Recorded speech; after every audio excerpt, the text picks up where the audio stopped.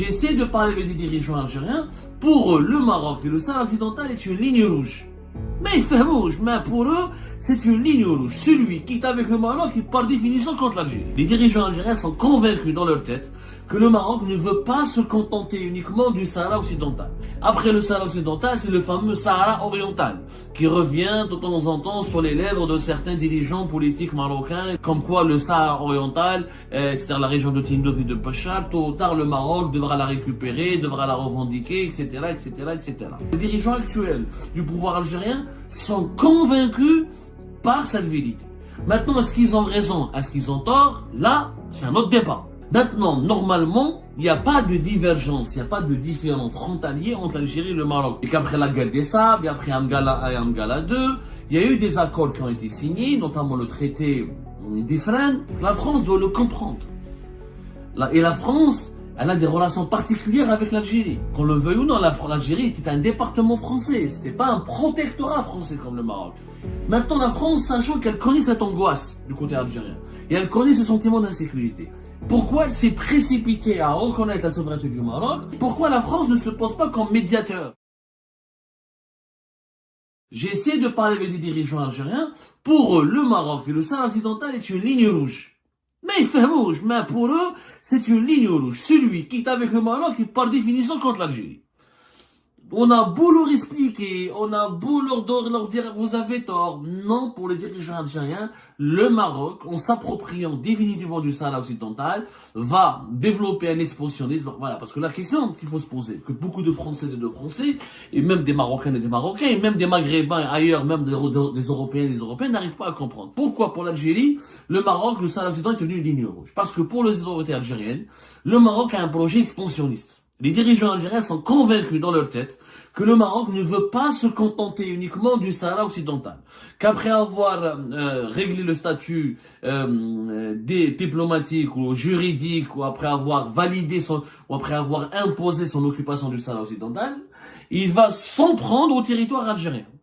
Parce que les autorités algériennes soupçonnent les autorités marocaines de nourrir un projet expansionniste. Après le Sahara occidental, c'est le fameux Sahara oriental, qui revient de temps en temps sur les lèvres de certains dirigeants politiques marocains et de certaines tendances politiques marocaines, ou dans les têtes pensantes de certains mouvements politiques marocains qui, de temps en temps, pour piquer l'Algérie, pour provoquer des polémiques, pour mettre de l'huile sur le feu, pour faire du buzz, ils font des déclarations incendiaires, comme quoi le Sahara oriental, c'est-à-dire la région de Tindouf et de Pachar, tôt ou tard le Maroc devra la récupérer, devra la revendiquer, etc., etc., etc. Et ça, les autorités algériennes sont convaincues que ces extrémistes au Maroc ne sont pas des extrémistes isolés, des acteurs isolés. Ils sont actionnés par l'État profond et par le véritable pouvoir marocain qui, un jour ou l'autre, après avoir pris le Sahara occidental, va s'attaquer au territoire, à l'intégrité territoriale de l'Algérie. C'est ça le véritable problème, et que si le Maroc tisse des relations et des alliances militaires avec Israël, avec l'Occident, avec les États-Unis d'Amérique, avec des monarchies du Golfe comme les Émirats ou l'Arabie Saoudite, c'est justement pour se renforcer, pour devenir leader, et pour à un moment donné, lorsqu'il sera prêt, il attaquera l'Algérie. L'Algérie, les autorités, les dirigeants actuels, je parle des dirigeants actuels du pouvoir algérien, sont convaincus par cette vérité. Maintenant, est-ce qu'ils ont raison, est-ce qu'ils ont tort? Là, c'est un autre débat. Effectivement, moi j'aimerais bien que nos dirigeants en Algérie, les autorités algériennes, nous expliquent. Ont-ils des preuves irréfutables? Ont-ils des démonstrations? Ont-ils des pièces à conviction? Est-ce qu'elles sont certaines que le Maroc a une visée expansionniste ou a des visées hégémoniques sur le territoire algérien? En tout cas, quand on leur pose la question, ils sont persuadés de cela. Donc, qu'est-ce qu'il faut? Il faut qu'il y ait un médiateur qui parle aux dirigeants algériens et qui leur donne des gages. Les États-Unis d'Amérique ont essayé de le faire à la fin de l'année 2023. Le Qatar a essayé de le faire. L'Arabie Saoudite a essayé de le faire. Moi, je pense que l'Union africaine, c'est le seul cadre idéal, c'est la seule institution qui pourrait trouver, pour que la paix revienne définitivement entre le Maroc et l'Algérie, il faut que le Maroc s'engage dans un accord officiel à ne jamais porter atteinte à l'intégrité territoriale de l'Algérie. Il faut que ça soit signé, acté. Maintenant, normalement, il n'y a pas de divergence, il n'y a pas de différent frontalier entre l'Algérie et le Maroc, puisque depuis le Maroc et l'Algérie ont signé des accords. Ont signé des accords concernant le tracé frontalier. Et qu'après la guerre des Sables, et après Amgala 1 et Amgala 2, il y a eu des accords qui ont été signés, notamment le traité d'Ifrane. Normalement, c'est réglé. Il n'y a plus de problème.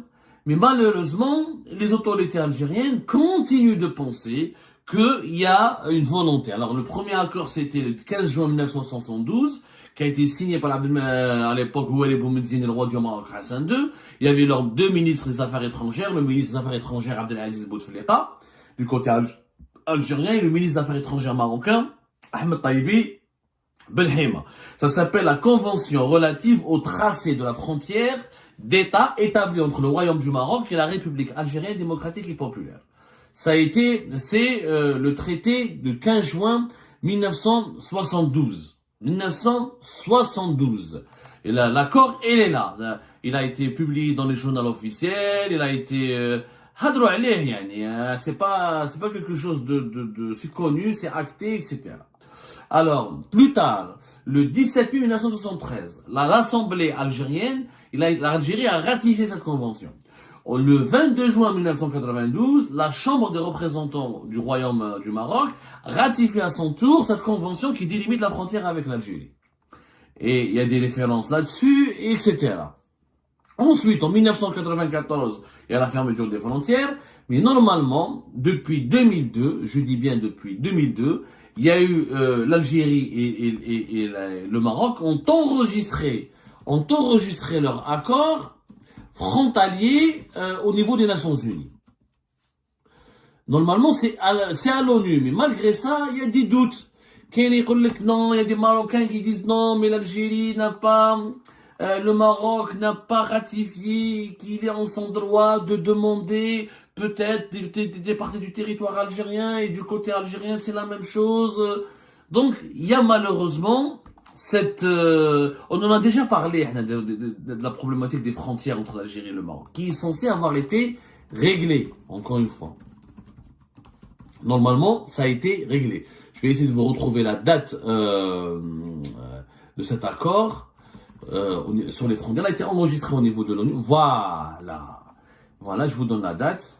Ça a été, voilà, le numéro d'enregistrement au niveau des Nations Unies, c'est le 31587. Le titre, c'est la Convention relative au tracé de la frontière établie entre le Royaume du Maroc et la République algérienne démocratique et populaire. Et ça a été enregistré, normalement, ça a été la date de cet accord, le 15 juin 1972. La date d'entrée en vigueur, le 14 mai 1989, par l'échange des instruments de ratification conformément à l'article 8. Il a été enregistré, la date d'enregistrement au niveau des Nations Unies, c'était le 30 juillet 2002. Donc, normalement, ni le Maroc, ni l'Algérie ne peuvent contester leur tracé frontalier ou ne peuvent réclamer une partie du territoire ou exprimer des revendications territoriales à l'encontre de leurs voisins. Mais malgré cela, malgré l'existence de ces accords, il y a des doutes avec il faut dire la vérité, depuis la normalisation des relations entre le Maroc et Israël, la reconnaissance des États-Unis d'Amérique et plus tard de l'Espagne et aujourd'hui de la France, de la souveraineté du Maroc sur le Sahara occidental, les autorités, les dirigeants algériens vivent dans ils ont une angoisse, ils ont des craintes, ils se sentent en insécurité, ils pensent que le Maroc va se retourner ne va pas respecter cet accord frontalier et qui va, à un moment donné, essayer de toucher à des parcelles ou à des régions entières du territoire algérien. Voilà le fond du problème. Donc la France doit le comprendre. Et la France, elle a des relations particulières avec l'Algérie. Le Maroc, ça fait partie de l'histoire de la France et c'est un partenaire important pour la France, mais humainement et culturellement et démographiquement et historiquement, la relation avec l'Algérie est beaucoup plus puissante. Qu'on le veuille ou non, l'Algérie était un département français, c'était pas un protectorat français comme le Maroc. Il y a eu une guerre d'indépendance en Algérie. Il y a eu des accords d'Évian. Les accords d'Évian, c'était avec l'Algérie. Les millions d'Algériens qui ont immigré ensuite après l'indépendance vers la France et qui ont contribué à construire la France. Donc, c'est une relation particulière. Le fait que la France se tourne le dos à l'Algérie de façon aussi brutale, en tout cas c'est comme ça que les dirigeants algériens le perçoivent. J'essaie pas de justifier la position des uns et des autres. Je suis en train de vous expliquer le puzzle très complexe dans lequel on se retrouve aujourd'hui. Parce que les dirigeants algériens, qu'on les aime ou qu'on ne les aime pas, mais il faut au moins expliquer leur attitude pour qu'on puisse comprendre ce qu'ils veulent. Les Français, les dirigeants français, qu'on les aime ou qu'on ne les aime pas, mais il faut comprendre aussi pourquoi ils ont fait ça. Nous, l'attitude algérienne, je viens d'expliquer. C'est une attitude c'est un pouvoir qui a peur et qui pense que le Maroc pactise dans son dos et tisse des alliances internationales pour avoir suffisamment de leadership et de force pour ensuite revendiquer des territoires algériens. Maintenant, la France, sachant qu'elle connaît cette angoisse du côté algérien et elle connaît ce sentiment d'insécurité, pourquoi elle s'est précipitée à reconnaître la souveraineté du Maroc sans offrir au préalable des garanties de sécurité à l'Algérie? Pourquoi la France ne se pose pas comme médiateur? Moi, je me pose la question. J'ai l'impression que cette zizanie, ce conflit algéro-marocain, la France, ça l'arrange un peu. Parce que c'est simple. Si la France veut la paix au Maghreb, elle veut avoir la paix avec l'Algérie, le Maroc, elle la voit. Elle n'a qu'à en proposer une médiation pour que les deux pays puissent conclure un accord de sécurité et de non-agression. Si la France ne peut pas être médiateur, elle peut appuyer des efforts de médiation de l'Union africaine, d'un pays de l'Union européenne, ou je sais pas quoi, ou des Nations Unies. Mais en tout cas, Paris ne peut pas continuer d'ignorer que le rapprochement et l'alliance avec le Maroc, il est vécu comme étant un acte d'hostilité à l'égard de l'Algérie. Si ce point n'est pas résolu, n'est pas discuté, n'est pas traité convenablement au plus haut niveau de l'État français, les relations algéro-françaises ne vont jamais s'améliorer. Je vous le dis, l'actuel pouvoir algérien ne fera pas marche arrière.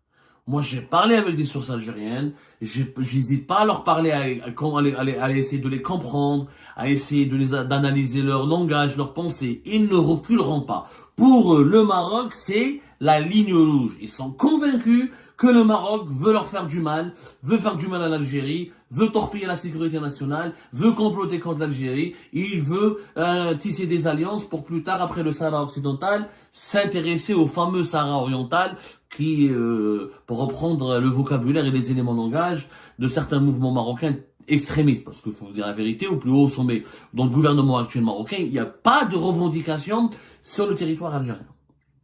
Mais, en l'absence d'un accord définitif, d'un pacte de non-agression entre les deux pays, il n'est pas possible d'avancer. Et la France, en s'en rapprochant encore davantage du Maroc, sans avoir réglé, sans gérer pour l'OTAN avec précaution ses relations avec l'Algérie, elle est en train de perdre l'Algérie.